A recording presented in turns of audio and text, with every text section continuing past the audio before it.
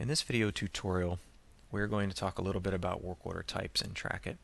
Work order types help you categorize your work in your help desk so you can keep track of the most common types of issues, and you can really see and start getting metrics on what are the most common types of problems you deal with, as well as it helps you route work to the proper technicians on your help desk based on the type of work order that it is. So for example here, I'm just going to jump into a work order real quick to give you some context around this. This particular work order says the summary is not receiving email, and it's been categorized as a type of application, as a subtype of exchange, and as a category of webmail. So this particular user was using Microsoft Exchange through the web, and it's an application issue, and that's why it was categorized that way. And then it was routed to Chris Johnson because of the skill routing policy. So we're going to go over here to Tools, Administration Console, take a look at where this is configured.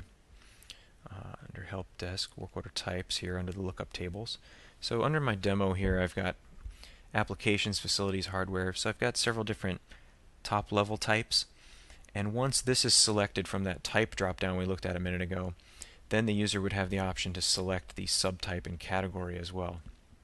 Now, you can configure these however you like. In this example, we have Applications as a top-level type, and then Exchange, and then Office. And then over under here we have a hardware type, we have a network type, a telecom type. These can be configured really however you need them for your help desk. So if, for example, if you only do software support and nothing else, your top level types might be all software applications that you deal with. Or you may reverse it, and as a software support operation, your top level types might be install problem, or uninstall problem, or licensing problem, or that type of thing. And then you might have the type of software underneath it.